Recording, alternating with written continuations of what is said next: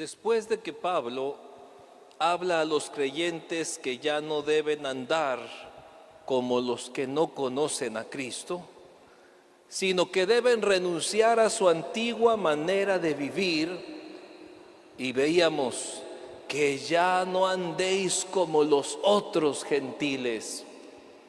Ahora hace un contraste entre la vieja manera de vivir y la nueva vida en Cristo. Que ya no andéis como los otros gentiles. Bueno, ahora no solamente queda mira allá y mira acá, y debe haber una diferencia, sino que ahora Pablo se va más específicamente. Recordemos que Pablo ha estado hablando en esta carta a los Efesios sobre la unidad de la iglesia, y nos ha estado hablando que somos un cuerpo en Cristo, que cuando Cristo murió nos hizo un solo pueblo, nos hizo una familia, donde ya no hay rico ni pobre, ya no hay hombre, mujer, empleados y patrones. Todos somos un cuerpo en Cristo, somos uno en Cristo. Ya no hay judíos, ni gentiles, ni no judíos.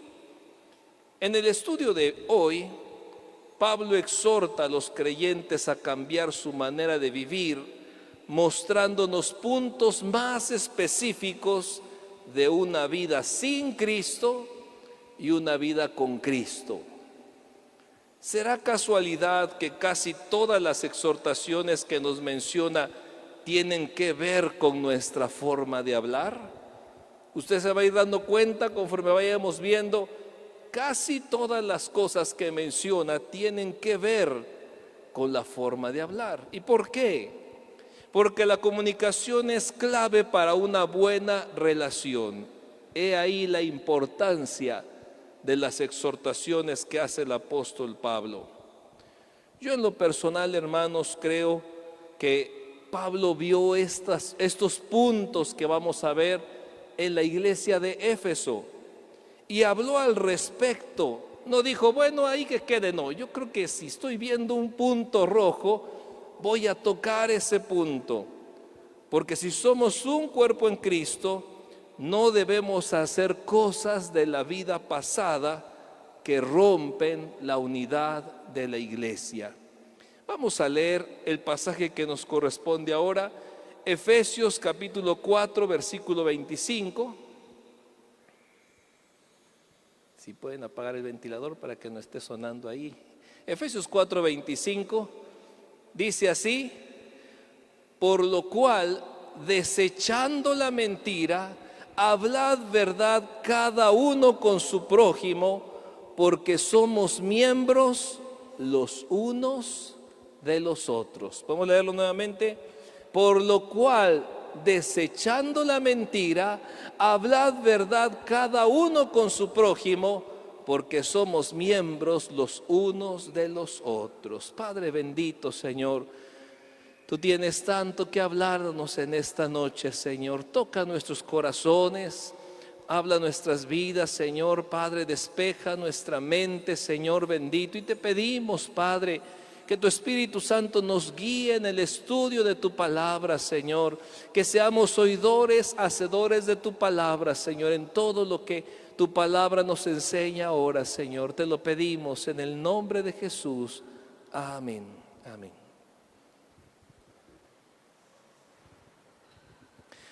Podía mencionar brevemente todos los puntos que menciona el apóstol aquí, pero he preferido detenerme un poco, pero no tanto, porque definitivamente en cada uno de estos puntos podemos sacar mucha enseñanza.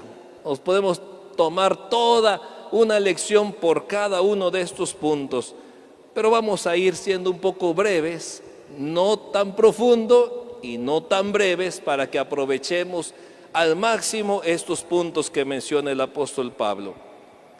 El primero, digamos la verdad. Número 1, dice Pablo, digamos la verdad, hermanos. Efesios 4, 25. Por lo cual, desechando la mentira, hablad verdad cada uno con su prójimo, porque somos miembros los unos de los otros. Anteriormente Pablo había dicho que ya no andéis como los otros gentiles. Y después que dijo eso, ahora dice, por lo cual, o sea, como ya no vamos a andar como los que no conocen a Dios, por lo cual desechen la mentira, hermanos. La mentira, el engaño y la hipocresía son costumbres de una vida sin Cristo. Así viven los otros, en la mentira, el engaño, la hipocresía. Además, como vimos el domingo por la noche, la mentira es una de las cosas que Dios aborrece. Dice en Proverbios 6, 16 y 17, 6 cosas aborrece Jehová y aún 7 abomina su alma: los ojos altivos, la lengua mentirosa, las manos derramadoras de sangre inocente. Y está ahí, entre las cosas que Dios aborrece está la lengua mentirosa. Los que han entregado su vida a Cristo dicen y viven en la verdad. Y es que este mundo, hermanos, en que vivimos se ha acostumbrado tanto a mentir que la sociedad vive en la mentira. Yo no lo había meditado de esa manera, pero piense un poco. Toda la sociedad en que vivimos vive en la mentira y se ha acostumbrado a mentir. Mienten para vender. Estas burbujas dejan el más blanco de los más blancos, y es mentira.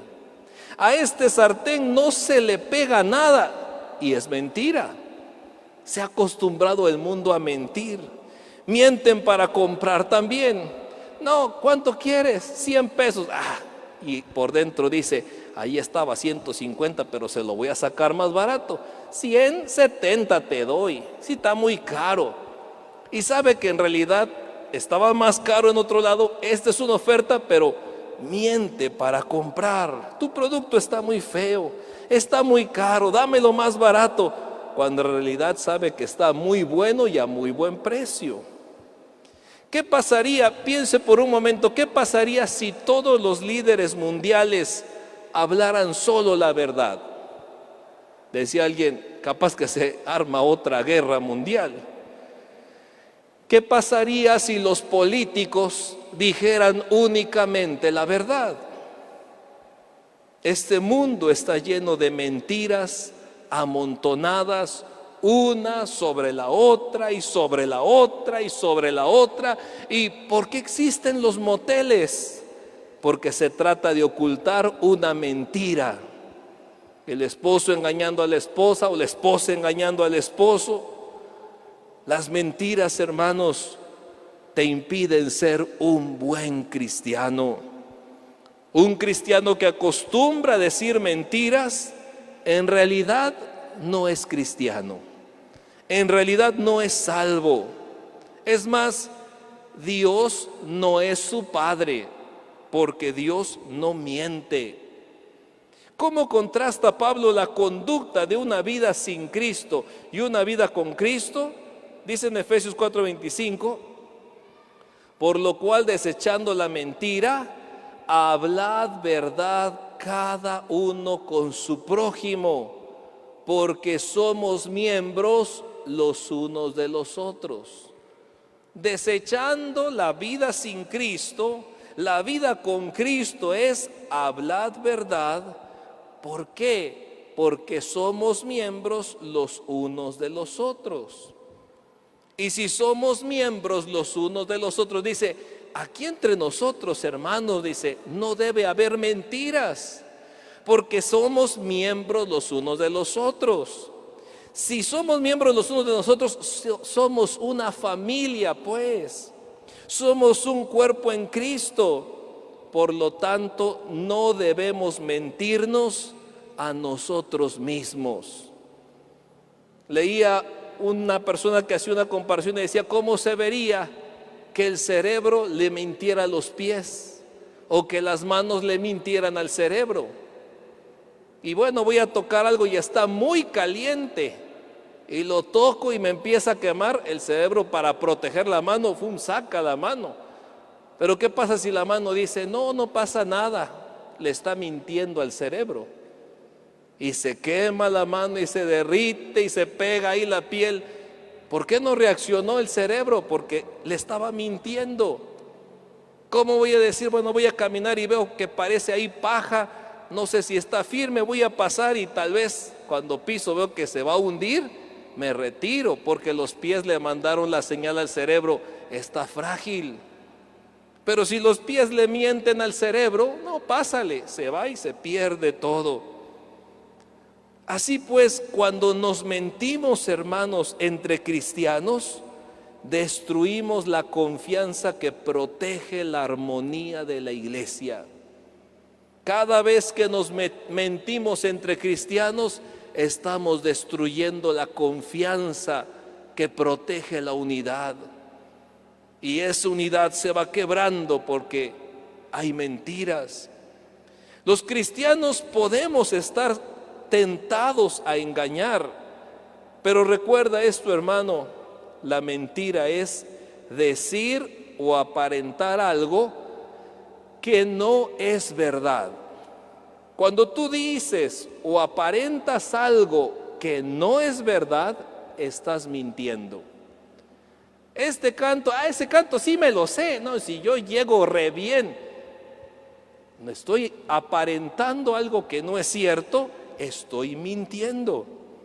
Decir o aparentar algo que no es verdad. Es más, hay quienes dicen mentiras sin darse cuenta porque las han usado mucho como método de supervivencia. ¿Y por qué está acostumbrado a mentir? Porque no quiere quedar mal. Y como no quiere quedar mal, ya solo mentiras dice. Hay cosas que nos tientan a los cristianos a decir mentiras. Por ejemplo, si un hermano comete una falta o un error en la iglesia, en el trabajo o en su casa, se piensa que la mentira nos va a proteger de la vergüenza. Las excusas que ponemos pueden tener algo de verdad, pero mucha falsedad. Y así de fácil, alguien llega tarde a la reunión, se dijo a tal hora que empezábamos y llegó tarde, y se le hace fácil decir, es que había mucho tráfico, es que no pasaba la combi, cuando en realidad llegó tarde porque salió tarde de la casa. Pero viene él, no quiero pasar la vergüenza, entonces mentira. Como no quiero pasar vergüenza, voy a mentir, aparentar algo que no es verdad. Y desde el momento que yo empiezo a engañar, acuérdate, la mentira no es de Dios. Los cristianos tenemos que amar la verdad, tenemos que ser sensibles al pecado de engañar y de mentir. Recordemos que es Dios el que aborrece la mentira. Hice mal, no me lo sé, llegué tarde porque no ensayé, no hice esto, o a la reunión que nos citaron en el grupo, pues no llegué porque me quedé viendo la tele, hice otra cosa. Le voy a decir que estaba yo enfermo, le voy a decir que llegó una visita. Acuérdate, hermano, la mentira no es de Dios, y cada que tú mientes o engañas, estás diciendo, Dios no es mi Padre. Dios no es mi Padre. Además, todo el que dice mentiras no sigue los pasos de Dios. Como dije, sigue los pasos del diablo. Dice San Juan 8:44, vosotros sois de vuestro padre el diablo, y los deseos de vuestro padre queréis hacer. Él ha sido homicida desde el principio y no ha permanecido en la verdad, porque no hay verdad en él. Cuando habla mentira, de suyo habla, porque es mentiroso y padre de mentira. Mejor es que reflejemos el carácter de Dios, hermanos, que no puede mentir. Hebreos 6:18 dice, para que por dos cosas inmutables, en las cuales es imposible que Dios mienta, tengamos un fortísimo consuelo los que hemos acudido para asirnos de la esperanza puesta delante de nosotros. Es imposible que Dios mienta. Si somos sus hijos, no debemos de mentir. Digamos la verdad porque somos miembros los unos de los otros. Y recuerda, hermano, cuando mentimos, no avanzamos, retrocedemos en nuestro crecimiento espiritual. Tal vez todo lo que has escuchado alguien diga, se me hace una exageración, por mentir. Salí a las 3, pero dije que salí a las 4 y total, pasé por ahí a echar una vuelta y eché una mentira. No puede ser tan grave mentir.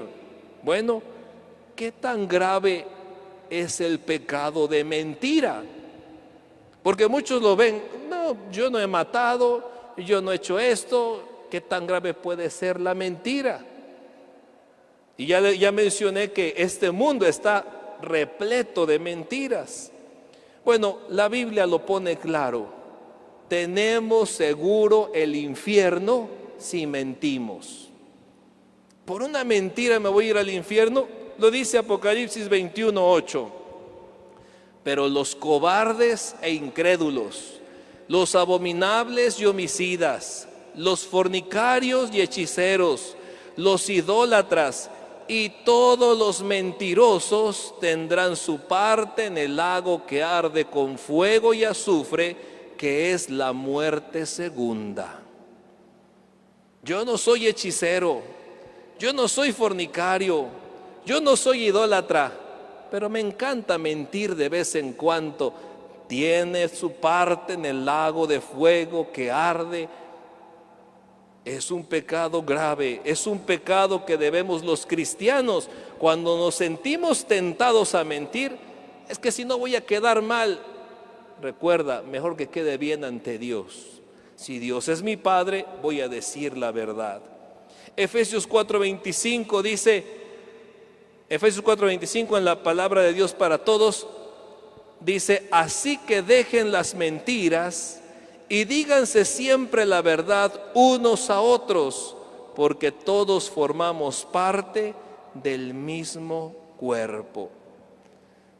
Así pues, digamos la verdad y desechemos la mentira, dice Pablo. Hermanos, ya no anden como los otros. Ustedes digan la verdad y desechen la mentira. ¿Por qué? Porque somos una familia, somos un cuerpo, somos miembros los unos de los otros. Número 2, si nos enojamos, no pequemos. Si nos enojamos, no pequemos. Efesios 4:26, lo leamos juntos, dice, airaos, pero no pequéis, no se ponga el sol sobre vuestro enojo.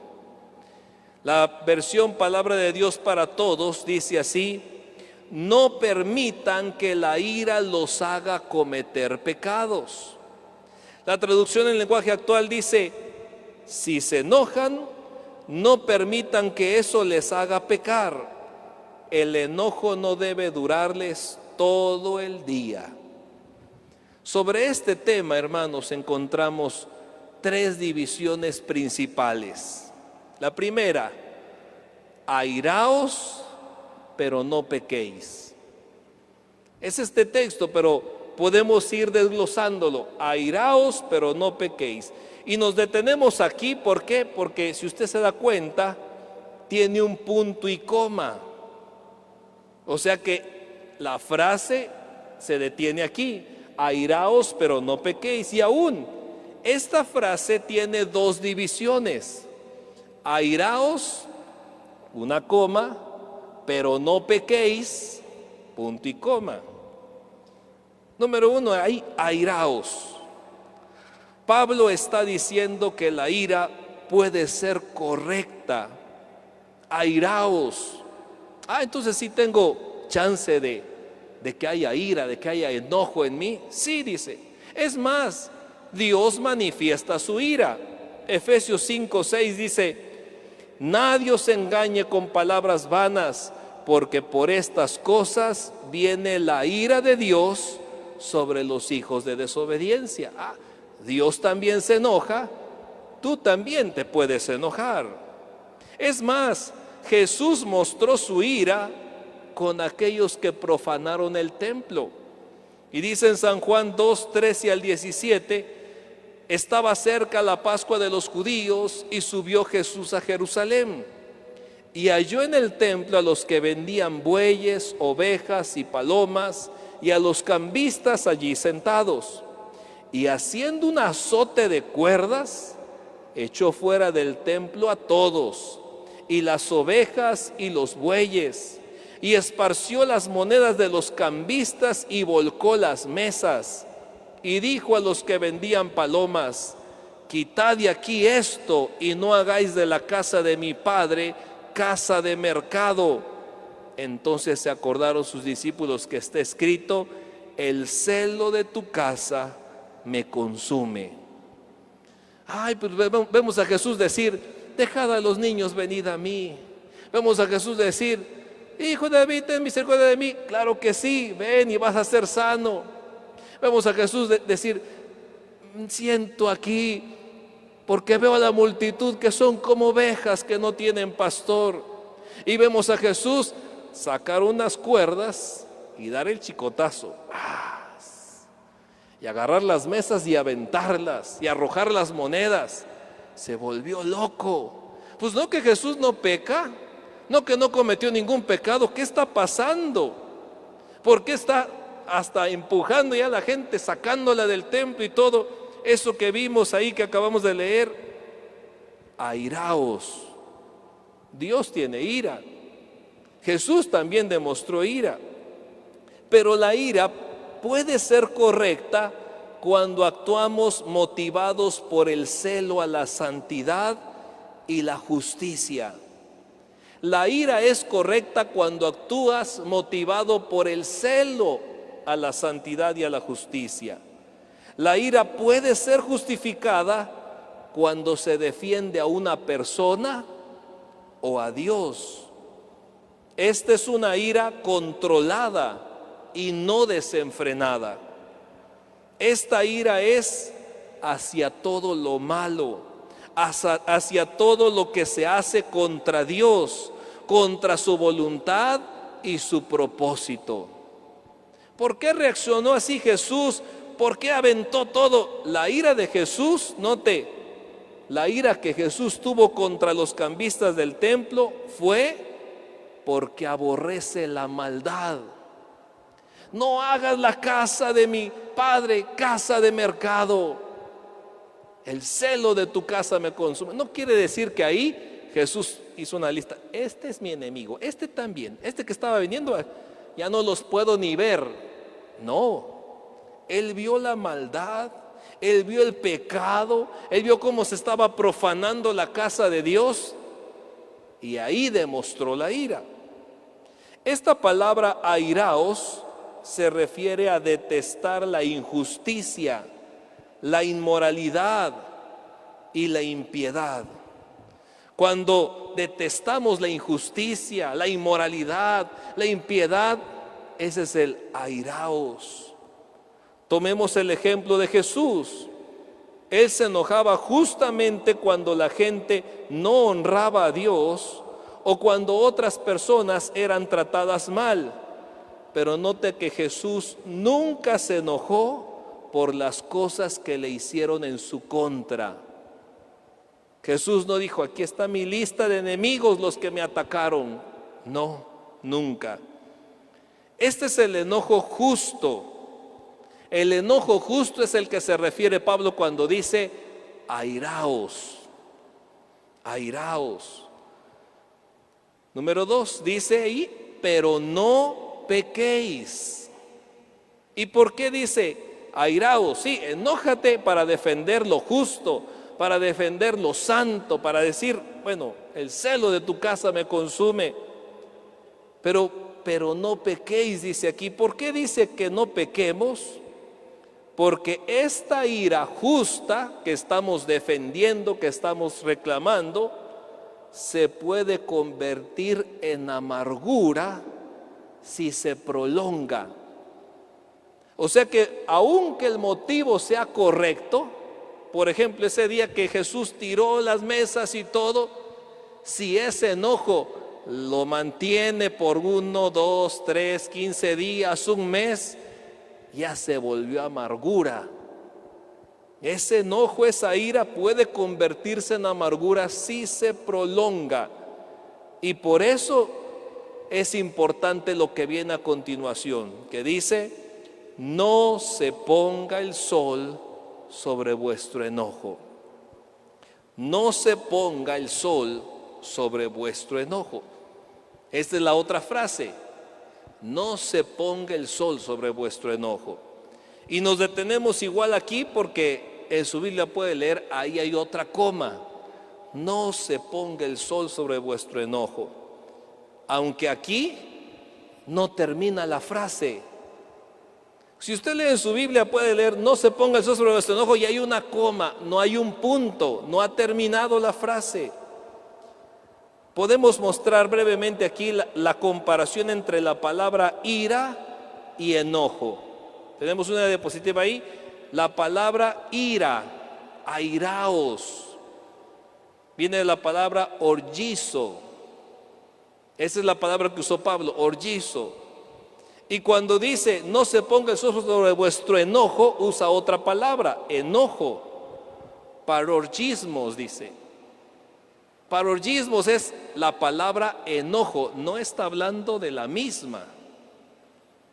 El enojo que sí es pecado, hermanos, es el enojo que está motivado por la defensa personal y el servicio a uno mismo. Me hicieron algo, pero no voy a dejar que manchen mi reputación. Esto no se va a quedar así, que andan hablando de mí. Ese es el enojo que está mal. Airaos para defender a este asunto, para defender las cosas de Dios, pero no pequéis, porque no se ponga el sol sobre vuestro enojo. El enojo que sí es pecado es cuando guardamos rencor y resentimiento por lo que nos han hecho a nosotros. Alguien hizo algo en contra tuya, habló mal de ti, te dijo esto. Ya lo sentí, aquí me quedó. Ese es el enojo que está mal. Porque esta clase de enojo es el que no se va. Me hizo una cara, me dijo esto, me gritó. Me voy a mi casa, pero al otro día de culto lo veo el hermano o la hermana y me acuerdo. Ese es el enojo que está mal. No pequéis, no se ponga el sol sobre vuestro enojo. Esta clase de enojo es la que lleva al homicidio, la que recibe el juicio de Dios. Mateo 5, 21 y 22 dice: oísteis que fue dicho a los antiguos, no matarás, y cualquiera que matare será culpable de juicio. El 22 dice: pero yo os digo que cualquiera que se enoje contra su hermano será culpable de juicio, y cualquiera que diga necio a su hermano será culpable ante el concilio, y cualquiera que le diga fatuo quedará expuesto al infierno de fuego.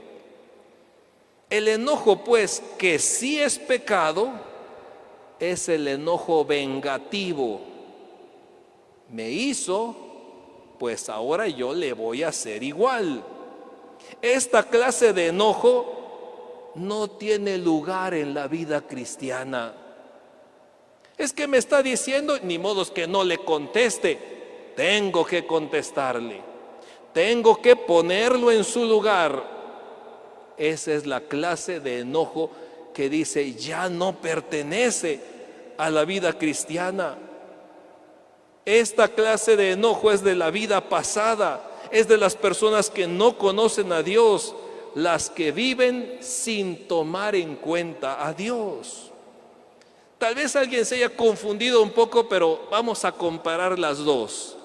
Airaos, pero no pequéis. ¿Por qué puedo pecar? Porque si esa ira se prolonga, se va a convertir en amargura. Entonces, no se ponga el sol sobre vuestro enojo. Vamos a comparar las dos. La primera, el enojo que se basa en el amor de Dios y en el interés por los demás es permitido y hasta ordenado. Dice, el celo de tu casa me consume, dice el Salmo 69. Y ese Salmo 69 nos habla precisamente de esa parte cuando Jesús echó a los cambistas del templo, porque vio la casa de Dios como un mercado. Ese es el enojo, el que se basa, dijéramos, en el amor a Dios y en el interés por los demás. Ese está permitido. Viene a mi mente una frase que decía el pastor Chusito cuando veía personas o cristianos que ofendían a Dios y seguían sirviendo como si nada.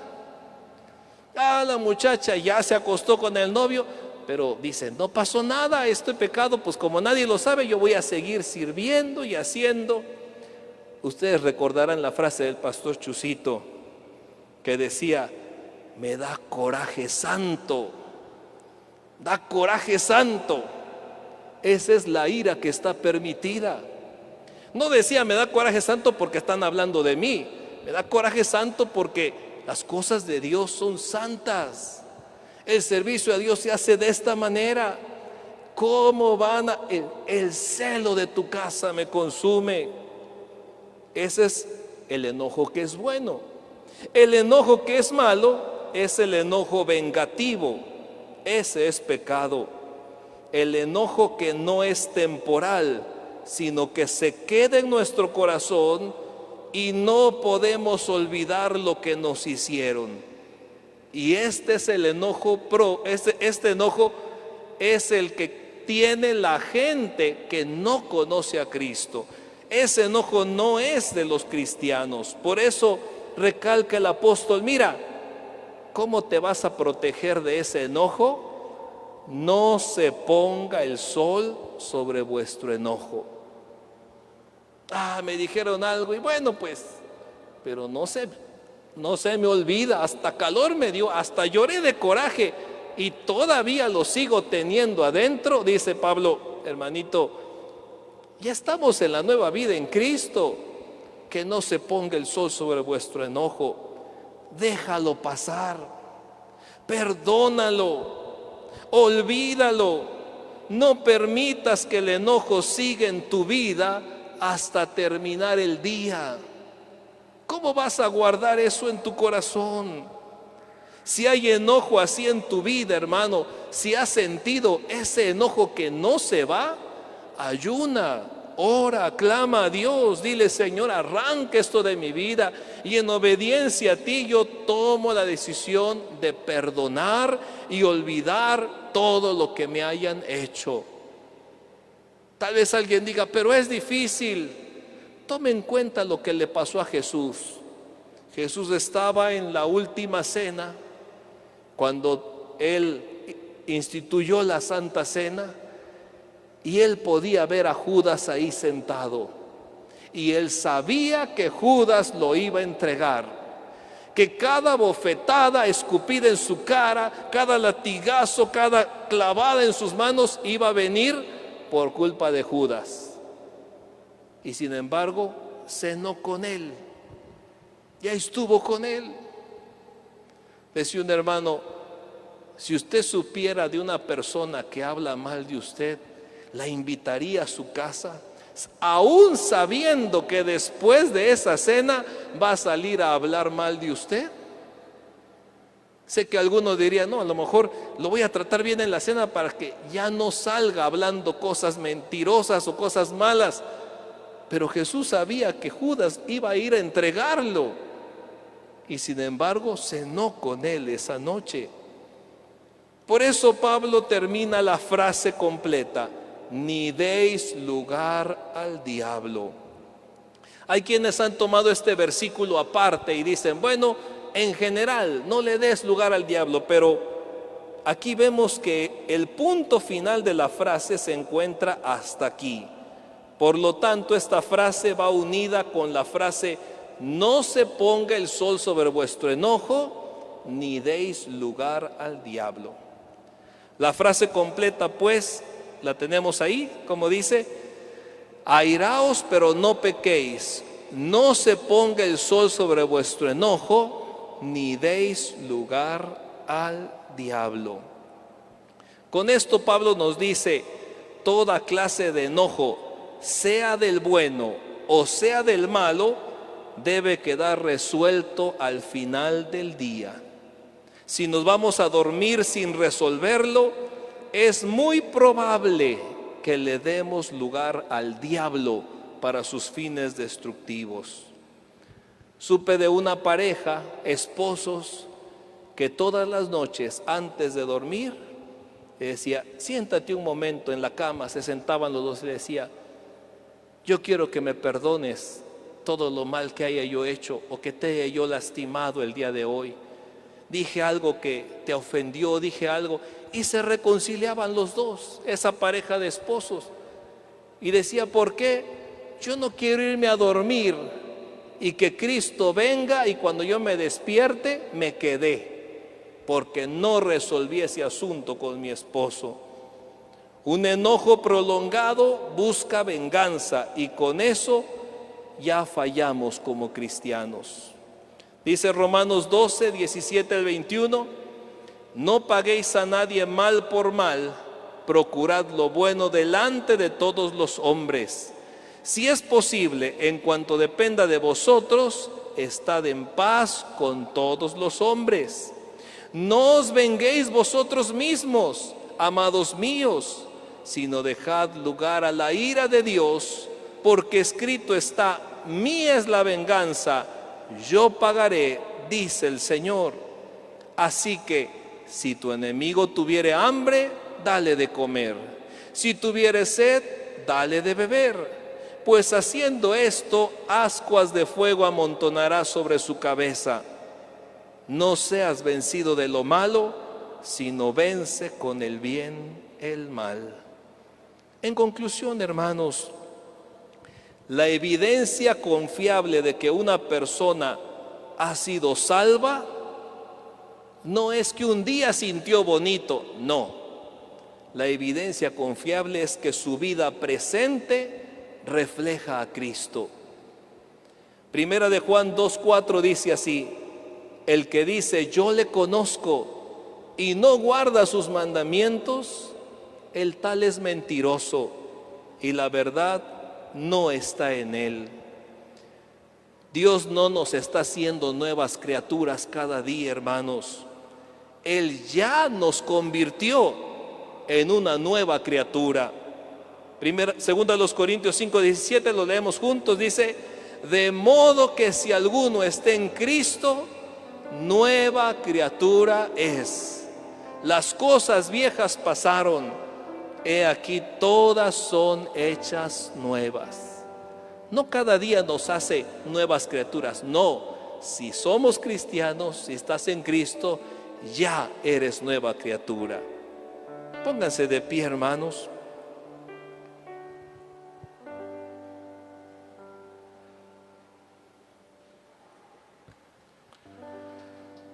Solo nos resta decir que las nuevas criaturas viven como nuevas criaturas.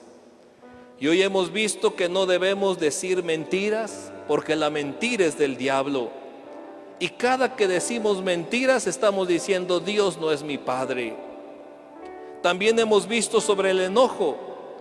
En cualquier tipo de enojo, sea justo o no, si se decide tolerarlo, le estás dando lugar al diablo. No permitamos que Satanás gane ventaja sobre nosotros. La última cita de esta noche, lo leemos juntos, 2 Corintios 2:11, para que Satanás no gane ventaja alguna sobre nosotros, pues no ignoramos sus maquinaciones. Venga, hermano, vamos a orar. Vamos a presentar nuestras peticiones al Señor. Pero principalmente vamos a decirle al Señor en una oración: quiero ser más como tú, ver la vida como tú, Señor. Quiero ser más como tú, ver la vida como tú, Señor, saturarme de tu espíritu y reflejar al mundo tu amor. Quiero ser más como tú, ver la vida como tú, Jesús, saturarme de tu espíritu y reflejar al mundo tu amor. Padre bendito, Señor, tu palabra nos ha hablado claramente, Señor.